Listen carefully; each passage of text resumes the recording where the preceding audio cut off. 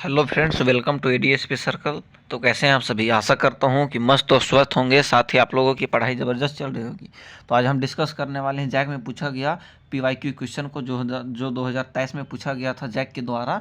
Physics, subject physics को आज discuss करेंगे, क्योंकि हम जानते हैं जिस प्रकार से हमारे भारतीय संविधान की आत्मा प्रस्तावना को कहा जाता है, ठीक उसी प्रकार से किसी भी एग्जाम के पीवाईक्यू क्वेश्चन को, अर्थात प्रीवियस ईयर क्वेश्चन को, उसी एग्जाम का आत्मा कहा जाता है। तो आइए हम डिस्कस करते हैं अगला क्वेश्चन। क्वेश्चन नंबर 1 क्या कहता है, सो ध्यान से देखते हैं। तो आते हैं पहला क्वेश्चन में। पहला क्वेश्चन कहना चाहता है dimensional formula of epsilon not. तो एप्सिलॉन नॉट का डायमेंशनल फार्मूला क्या है? ये क्वेश्चन नंबर 1 बहुत ही इंपॉर्टेंट रहेगा, अक्सर एग्जाम में पूछा जाता है। 2023 में पूछा था, तो उम्मीद है 2026 में मे भी रिपीट कर जाए। तो एक फार्मूला जानते हैं हम लोग, क्या जानते हैं सो बताइए। एफ फोर्स बराबर के क्यू वन क्यू टू बटा आर स्क्वायर। तो के का वैल्यू हम क्या जानते हैं बताइए। के को रिमूव करके क्या लिख सकते हैं? 1/4 पाई एप्सिलॉन नोट। के को रिमूव करके हम लिख सकते हैं एप्सिलॉन नोट ऊपर जाएगा तो एफ नीचे आ जाएगा। फ्रेश करके बताते हैं क्या होगा, सो देखिए। यहाँ पे हम लिखेंगे एप्सिलॉन नोट बराबर लिखेंगे क्यू वन क्यू टू बटा F into R square. F ऊपर से नीचे आ गया एफ, और एप्सिलॉन नॉट को नीचे से ऊपर भेज दिए। समझ में आया ना आप लोगों को? अब Q1 Q2 का क्या होता है? Q1 का 80 होता है ना। अब ध्यान से समझिए, ए टी मतलब ए स्क्वायर और टी स्क्वायर, 2a हो जाएगा, मतलब ए स्क्वायर और टी स्क्वायर हो गया, बट्टा फोर्स का क्या होता है? M L T-2 होता है, समझें। और R डिस्टेंस है, डिस्टेंस का क्या होगा? L2। तो ओवरऑल मिला के देखेंगे तो बनेगा M का पावर -1, ठीक है, L का पावर -3, T का पावर 4 और A का पावर 2। तो ये कहाँ पे? ऑप्शन नंबर 2 में है। ऑप्शन नंबर 2 सही जवाब हो जाएगा। अब आते हैं अगला क्वेश्चन में। देखिए हिंदी में क्या बोला है, सो देखिए। एप्सिलॉन नॉट का विमीय सूत्र है, तो हिंदी इंग्लिश सेम है, इसमें आप लोगों को दिक्कत नहीं लेना है। आते हैं क्वेश्चन नंबर 2 में। क्वेश्चन नंबर 2 क्या कहता है, सो देखिए। According to Gauss's law of electrostatics, Gauss law electrostatics के अनुसार क्या होगा, सो बताना है आप लोगों को। तो आप जानते हैं क्यू बटा एप्सिलॉन नॉट, ऑप्शन नंबर 2। तो ऑप्शन नंबर बी ये भी सही हो जाएगा। गॉस के इलेक्ट्रोस्टैटिक्स के नियम के अनुसार क्या सही है? तो ये ऑप्शन नंबर 2 में है, वही सही है। अब आते हैं क्वेश्चन नंबर 3। क्वेश्चन नंबर 3 क्या कहता है, सो ध्यान से देखते हैं। क्वेश्चन नंबर 3 कहना चाहता है the number of electrons of 2 Coulomb's of charges. बोल रहा है कि इलेक्ट्रॉन्स कितने होंगे 2 कूलम चार्ज में। यहाँ पे चार्ज कितना है? 2 कूलम है। तो इसका फॉर्मूला आप जानते हैं, क्या जानते हैं सो बताइएगा। Q बराबर NE है ना। तो एन बराबर क्या लिख सकते हैं? Q बटा E लिख सकते हैं। बोलिएगा जी बिल्कुल भैया, ऐसे लिख सकते हैं हम। अब Q कितना है? 2 कूलम है। इलेक्ट्रॉन कितना, इलेक्ट्रॉन का वैल्यू आप लोग जानते हैं कितना होता है? 1.6 इंटू 10⁻⁻19 है ना, होता है ना। अब ये कटिंग छटिंग कीजिएगा तो बचेगा 1.25 इंटू 10⁻19 बचेगा, जो कि ऑप्शन नंबर फिर से बी में है, 1.25 इंटू 10⁻19। अब आते हैं अगला क्वेश्चन। क्वेश्चन नंबर 3 क्या कहता है, सो 3 तो हो गया। क्वेश्चन नंबर 4 क्या कहता है, सो सुनते हैं। क्वेश्चन नंबर 4 कहा है, क्या कहा है, सो ध्यान से सुनते हैं। If the distance between 2 plates, मतलब 2 प्लेट्स के बीच को distance of A parallel plate capacitor have its capacity. अच्छा से इसमें नहीं बताया है, हाँ इसमें नहीं बताया। चलिए हिंदी पढ़ के बताते हैं आप लोगों को क्या कहता है, हिंदी सो समझते हैं। हिंदी कहता है यदि किसी समांतर पट्टिका संधारित की पट्टिकाओं के बीच की दूरी आधी कर दी जाए, मतलब डिस्टेंस आधी कर दी, उसकी धारिता है। तो अब इसमें समझते हैं, इसमें कहना क्या चाहता है, सो ध्यान से समझते हैं। अब इसमें एक फॉर्मूला आप लोग जानते होंगे, क्या जानते हो सो बताइए। इसमें जानते होंगे C बराबर epsilon not a into D करके ऐसे कुछ फॉर्मूला जानते होंगे। समझ में आया आप लोगों को? अब यहाँ पे डिस्टेंस को आधी कर दे रहा है, तो डिस्टेंस के बट्टा 2 लगाएंगे, तो 2 ये है ना ऊपर होके शिफ्ट हो जाएगा, तो टी ऊपर होके शिफ्ट हो जाएगा, तो क्या हो जाएगा? दोगुना हो जाएगा। दोगुना मतलब इंक्रीज 2 टाइम्स। तो ऑप्शन में कहाँ दिया हुआ है, सो देखिए ए नंबर में है इंक्रीज 2 टाइम्स। तो आप लोगों को कोई दिक्कत नहीं है? नहीं बोलिएगा कोई दिक्कत नहीं है। बातें हिंदी में क्या कहा है, सो देखिए। यदि किसी समांतर पट्टिका कि संधारिता की पट्टिकाओं के बीच की दूरी आधी कर दी जाए तो दोगुनी बढ़ जाएगी। ऑप्शन नंबर ए, 4 का ऑप्शन नंबर ए बिल्कुल सही है। बोलिएगा जी भैया बिल्कुल आपने सही बताया। अब आते हैं पंचवा में। पंचवा क्या कहता है, सो देखिए।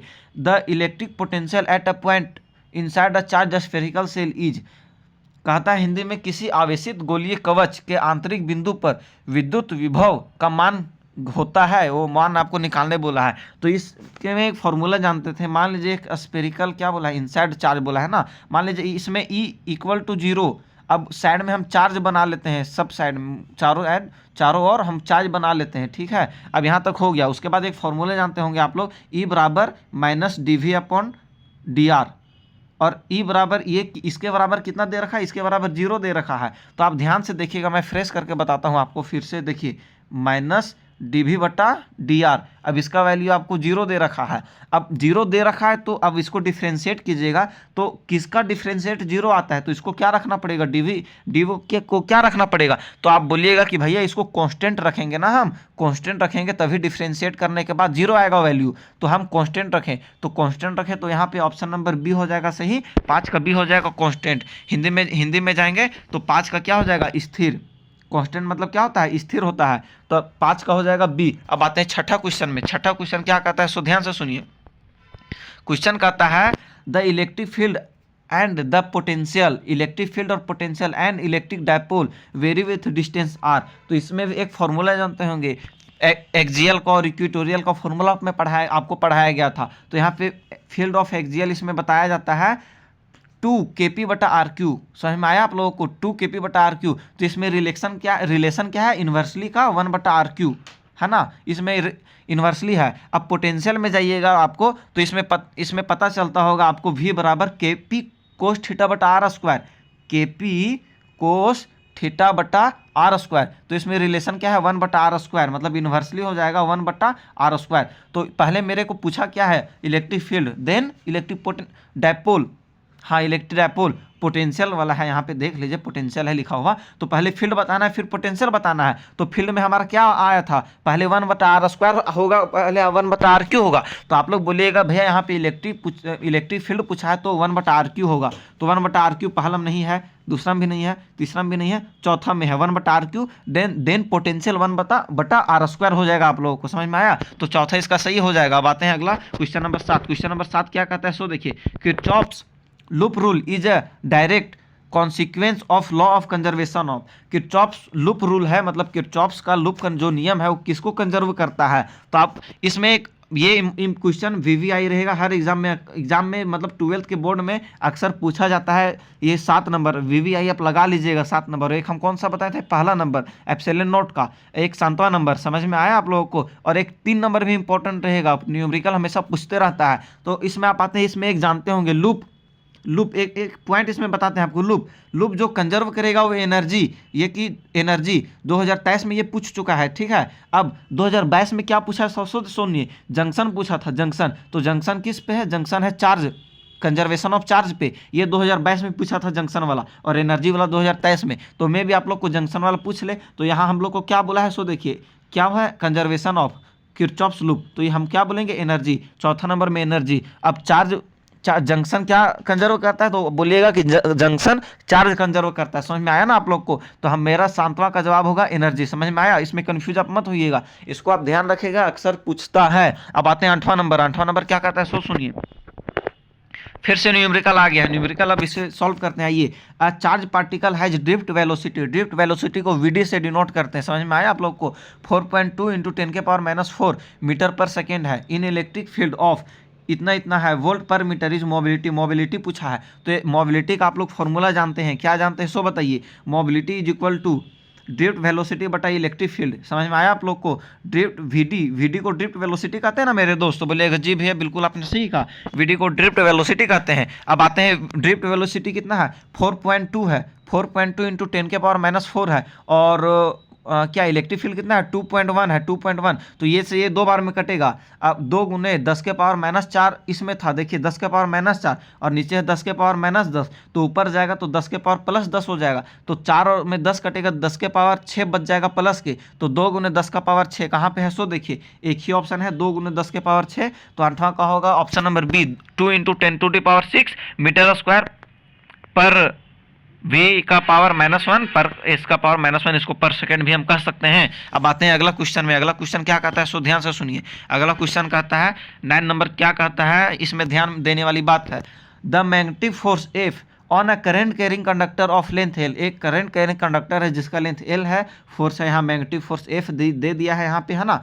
In an external magnetic field B is given by. तो इसमें एक रिलेशन जानते होंगे आप लोग 9 नंबर में, I into L cross B, क्या आप लोग पढ़े हैं ना ऐसा? तो बोलिएगा जी भैया मैं पढ़ा था ऐसे, I into L cross B, F बराबर होता है फोर्स बराबर I into L cross B. तो ये कहाँ पे है सो देखिए, I into L cross B, यहाँ पे आई स्क्वायर, ये नहीं हो जाएगा, आई इंटू नहीं है, ये गलत होगा, आई इंटू नहीं है, यहाँ पे होगा सही I into L cross B, option number third.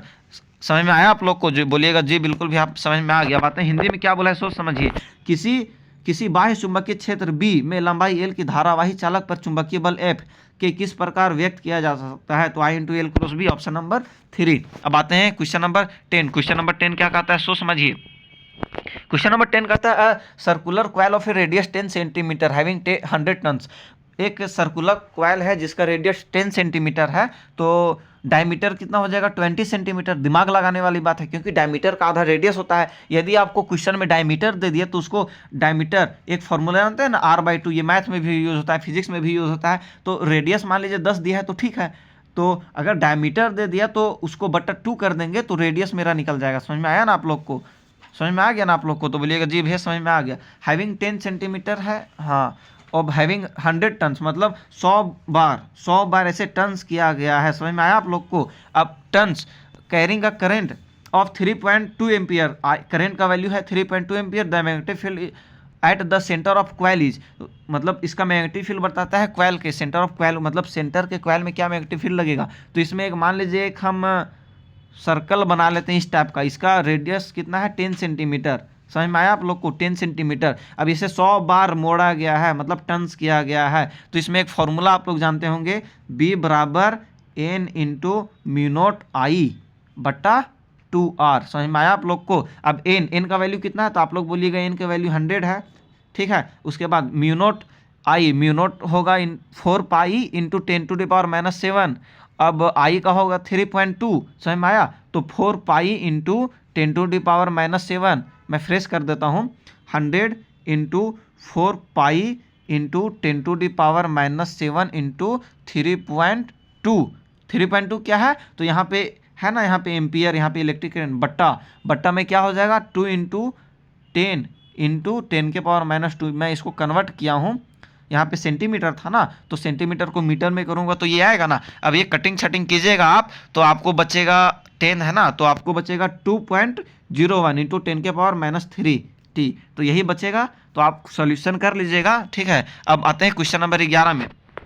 Question number 11 का हिंदी में पढ़ दो क्या? चलिए मैं पढ़ देता हूँ।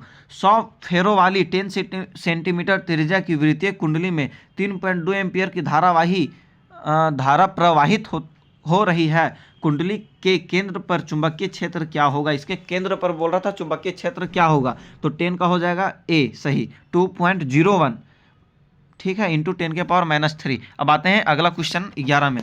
क्वेश्चन नंबर 11 के डिस्कस करने से पहले एक चीज़ मैं आप लोगों को बता देता हूं, हमारे यूट्यूब चैनल के प्लेलिस्ट में हर सब्जेक्ट का डाला गया है, केमिस्ट्री का हो, मैथ का हो या फिजिक्स का हो। मैं इसके पहले फिजिक्स का मॉडल सेट 1 ले चुका हूं, ये है मॉडल सेट 2 अपलोड होगा। मैं इसे दो पार्ट में बांटूंगा, ये 2 पार्ट में बांटूंगा, जिसमें पहला पार्ट में 17 से 18 क्वेश्चन डालूंगा क्योंकि ये 35 क्वेश्चन है, और दूसरा पार्ट में जो बच जाएगा 17 या 18 उसे मैं डाल दूंगा, समझें, पार्ट 1 में या पार्ट 2 में। ऐसा इसलिए कर रहा हूं क्योंकि वीडियो काफी लंबा हो रहा है, मैं आप लोगों को समझा भी रहा हूं। यदि टिक मरवाता तो 10 मिनट में मैं कंप्लीट करवा देता 35 क्वेश्चन, लेकिन हमें टिक भी अच्छा से एक्सप्लेन भी करना रहता है, इसीलिए 2 पार्ट में बनाना पड़ रहा है क्योंकि वीडियो काफी लंबा हो जाता है। समझ में आया ना आप लोग को? तो चलिए अब क्वेश्चन नंबर 11 डिस्कस करते हैं। क्वेश्चन नंबर 11 क्या कहा है सो देखिए, which of the following is not correct about the magnetic field lines, मतलब मैग्नेटिक फील्ड लाइंस के बारे में कौन सा कथन सही नहीं है। अब आते हैं क्वेश्चन ऑप्शन पढ़ते हैं। The magnetic field lines of a magnet from continuous close loop, बोलिएगा जी बिल्कुल ये गलत है, मतलब ये सही है, वहां पे बोला है नॉट करेक्ट। क्वेश्चन आप फिर से मैं आप लोगों को बता देता हूं, बोला है मैग्नेटिक अबाउट नॉट करेक्ट बोलता है, मतलब कौन सही नहीं है। समझ में आया ना, कौन सही नहीं है। तो अब आते हैं आगे, क्वेश्चन आते हैं। The tangent of field lines at a given point represents the direction of the net magnetic field at a point. अब आते हैं थर्ड में क्या बोला है, the large the number of field lines crossing per unit area the stronger is the magnetic field B. अब आते हैं फोर्थ में क्या कहा है सो देखिए, बोला है फोर्थ में द मैग्नेटिक फील्ड लाइंस में intersect each other in certain condition, यही गलत लग रहा है, मतलब करेक्ट नहीं लग रहा है, तो ऑप्शन नंबर 4 सही हो जाएगा। किसका पता है आपको? आप लोग बोलिएगा जी बिल्कुल 12 का ना, नहीं 11, क्वेश्चन नंबर 11 था ना, हाँ 11 था, 11 का हो जाएगा आपका 4 इंटरसेंट इच अदर वाला है में। अब आते हैं अगला क्वेश्चन में। अगला क्वेश्चन क्या बोला है सो देखिए 12 नंबर बोला है question, the magnetic lens of force inside a bar magnet. अब इसमें एक कंडीशन होता है, मान लीजिए एक बार मैग्नेट है, समझ में आया आप लोग को, बार मैग्नेट है, इसका मान लीजिए नॉर्थ पोल है ये और साउथ पोल ये है। अब इसमें दो तरह का क्वेश्चन बनता है, पहला कि फील्ड किधर से मूव करता है, इनसाइड द मैग्नेट बोला तो साउथ टू नॉर्थ, समझ में आया, और साइड द मैग्नेट बोला तो नॉर्थ टू साउथ। तो इसमें क्या बोला है, field lines magnetic field lines of force inside a magnet, inside a magnet तो साउथ टू नॉर्थ जाएगा। तो साउथ टू नॉर्थ कहाँ देखे, यहाँ नॉर्थ टू साउथ गलत हो गया, south to north pole magnet. Option number 2 सही लग रहा है जी, बिल्कुल आप कहिएगा बिल्कुल भैया। और ये इंपॉर्टेंट है, ये इंपॉर्टेंट है, 12 नंबर आप इसे इंपॉर्टेंट रख लीजिए, ये अक्सर पूछते रहता है, इनसाइड मैग्नेट आउटसाइड मैग्नेट ऐसे करके। अब आता है 13 नंबर में। 13 नंबर क्या बोला है सो देखिए, द वर्टिकल कंपोनेंट, ऐसे 13 नंबर ये डिलेटेड है पर कोई नहीं, मैं बता देता हूँ आपको, न्यूमेरिकल है तो मैं भी पूछ ले। तो component of earth magnetic field at a place is √3 times of horizontal component. मतलब इसका मतलब वर्टिकल कंपोनेंट है ना, वो हॉरिजेंटल कंपोनेंट का √3 टाइम्स है। समझ में आया ना आप लोग को, तो बोलिएगा जी भैया समझ में आ गया। The value of angle of deep in the place. अब इसमें समझ लेते हैं क्या है सो देखिए, वर्टिकल कंपोनेंट है ये, हॉरिजेंटल कंपोनेंट का √3 टाइम्स है, हॉरिजेंटल का है √3 टाइम्स। अब ये आप लोग को समझ में आ गया, बोलिएगा जी समझ में आ गया। अब इसको मैं न्यूमेरिकल करता हूँ, इसमें है एक फॉर्मूला जानते हैं आप लोग, टेन थीटा बराबर क्या जाता है, B V but upon B H, मतलब वर्टिकल कंपोनेंट बटा हॉरिजेंटल। तो वर्टिकल का कितना है, वर्टिकल का दिया है √3 बी एच, और बी एच नीचे हो जाएगा तो बी एच कट जाएगा, बचेगा √3। अब आपको देखना है tan theta is equal to √3, तो किसका √3 होता है, तो आप लोग बोलिएगा tan में 60 डिग्री का वैल्यू √3 होता है, तो इसके अनुसार हो जाएगा ऑप्शन नंबर 3 60 डिग्री। समझ में आया आप लोग को, ऐसे ये रिलेटेड है, आप लोग को टेंशन नहीं लेना। बातें हैं क्वेश्चन नंबर 14 में क्या बोलता है सो समझ में आता है, समझिए पहले। The magnetic flux linked with a coil, एक मैग्नेटिक फ्लक्स है जो क्वाइल के साथ लिंक है, ऑफ n टन्स, मतलब वहाँ एक क्वेश्चन देखे थे हम लोग, क्वेश्चन नंबर कितना था जो इसमें 100 टन था, इसमें टन्स का वैल्यू n दे रखा है, of area of cross section a, मतलब एरिया a है, held with its plane parallel to the field b। तो इसमें आप 14 नंबर में जानते हैं क्या पता है, इसको आप कमेंट कीजिएगा, आप लोग जानते होंगे, मैं इतना उम्मीद कर ही सकता हूं एक क्वेश्चन कमेंट करने के लिए। ऐसे मैं समझा सकता हूं लेकिन मैं नहीं समझाऊंगा, मैं कमेंट करने के लिए आप लोगों को कहूंगा, तो आप लोग कमेंट कीजिएगा 14 नंबर इसका सही जवाब क्या होगा। अब आते हैं 15 नंबर में। 15 नंबर क्या कहा है सो समझ में आइए, मैं तो 14 क्वेश्चन समझा दिया ना आप लोग को, बस आप लोग कमेंट कीजिएगा, ठीक है। अब आते हैं 15 number, direction of A current induction in a wire moving in a magnetic field found using. इसमें एक ध्यान रखिएगा 15 नंबर में फ्लेमिंग के राइट हैंड के रूल के अनुसार यूज होगा, समझ में आया ना, फ्लेमिंग राइट हैंड रूल।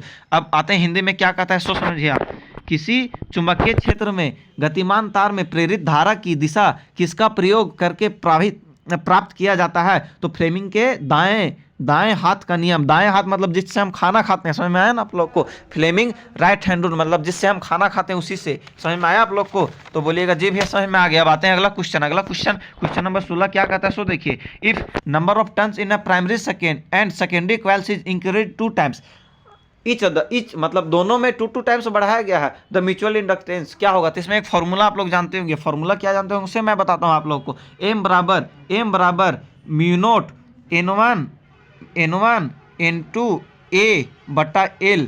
तो इसमें क्या किया है सो देखिए, n का वैल्यू भी 2 टाइम्स कर दिया गया और n2 का वैल्यू भी 2 टाइम्स कर दिया गया, समझ में आया। तो 2 दूनी 4 टाइम्स, मतलब क्या होगा 4 टाइम्स क्या होगा, इंक्रीज हो जाएगा, मतलब बिकम्स 4 टाइम्स। यहाँ पे इंक्रीज का नहीं किया गया है लेकिन बिकम्स 4 टाइम्स, समझ में आया ना आप लोग को। अब आते हैं अगला क्वेश्चन, हिंदी में इसको बता देता हूँ, हिंदी में क्या कहता है सो देखिए, यदि प्राथमिक एवं द्वितीयक कुंडलियों में फेरों की संख्या प्रत्येक में दोगुना बढ़ जाती है, प्रत्येक में दोगुना, तो 1 में 2, 2 में 2, तो 2 दूनी 4, तो मतलब 4 टाइम्स मतलब 4 गुना हो जाता है, समझ में आया आप लोग को।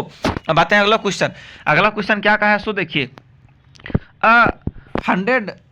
100 ohm resistor is connected to a volt 220 volt 50 hertz AC supply, the RMS value of current in the circuit is. RMS value इस सब अक्सर पूछा जाता है एग्जाम में, ये भी 17 नंबर इंपॉर्टेंट आप कर लीजिएगा। इसका न्यूमेरिकल अब करवाता हूँ। न्यूमेरिकल भाई मतलब कहें तो आपके एग्जाम में 4 से 5 ऑब्जेक्टिव न्यूमेरिकल रह सकता है, प्लस ही रहेगा पर कम नहीं रहेगा। आप लोग को समझ में आया ना। अब आते हैं एक फॉर्मूला आप लोग जानते होंगे IRMS करके, IRMS तो इसका फॉर्मूला क्या होता है? सो देखिए VRMS बटा R, तो VRMS वोल्ट कितना है? 220 है, और R कितना है? R बोलिएगा आप 100 है, तो एक जीरो से एक जीरो कटा, एक जीरो ऊपर जाके शिफ्ट हो गया तो बचे 2.2। अब 2.2 क्या बचा? एम्पियर में बचा। समझ में आया आप लोग को? तो बोलिएगा जी भी समझ में आ गया। 2.2 एम्पियर कहाँ पे? ऑप्शन नंबर 3 में है। अब हिंदी में क्वेश्चन समझा देता हूँ। एक 100 ओम के प्रतिरोध को 220 वोल्ट 50 हर्ज की AC सप्लाई से जोड़ा जाता है, परिपथ में धारा का वर्ग माध्य मूल मान क्या होगा? तो आप लोग को बता दिया 2.2 एम्पियर होगा, तो जिसका सही आंसर है। अब आते हैं आज का लास्ट क्वेश्चन देखते हैं, क्वेश्चन नंबर 18 डिस्कस करते हैं। उसके बाद जो 35 बच जाएगा, मतलब 17 क्वेश्चन बचेगा, उसके मैं अगले वीडियो में बना दूंगा। अब है in series LCR circuit the phase angle between supply voltage R है, हाँ करंट इज। तो इसमें एक मैं ठीक देता हूँ, अक्सर बच्चे भूल जाते हैं और ये भी इंपॉर्टेंट रहेगा। 18 नंबर LCR सर्किट के है ना, LCR मतलब LCR मतलब LCR, बस बीच में माइनस लगा देना है आपको। समझ में आया? तो ऐसा कहाँ है? देखिए ऐसा यहाँ नहीं है, यहाँ नहीं है, दो ऑप्शन तो कट गया। L यहाँ भी है, C यहाँ है, R यहाँ है, L यहाँ है, C यहाँ है, R यहाँ है, मतलब बीच में माइनस में लगाने कहा था, तो बीच में माइनस यहाँ नहीं है, मतलब ये भी गलत होगा। तो ऑप्शन नंबर A सही हो जाएगा। टेन थीटा बोलो, फाई बोलो, ऐसे फाई ही बोलो, टेन फाई बराबर XL माइनस XC बटा R LCR। समझ में आया? तो ठीक है दोस्तों, मैं विदा लेता हूँ आप लोगों को। आज का वीडियो यहीं तक रहेगा। क्वेश्चन नंबर 18 का A तक ही हमारे प्लेलिस्ट में आप जोड़ जाएं। बाकी बात इस वीडियो को अपने भाइयों बहनों के साथ शेयर करें ताकि हमारे चैनल से जुड़ सके, और हमारे चैनल को आप सब्सक्राइब कर लें ताकि अगले वीडियो आपको तक पहुंच जाए। और हमेशा हम लोग आपके लिए काम करते रहेंगे, चाहे फिजिक्स की बात हो, केमिस्ट्री की हो, मैथ की हो, बायो, कंप्यूटर, इकोनॉमिक्स के बारे में भी हम लोग सोच रहे हैं। तो ठीक है दोस्त, जय हिंद। तब तक के लिए मस्त रहिए, स्वस्थ रहिए, जबरदस्त रहिए और पढ़ाई अपना करते रहिए। जय हिंद।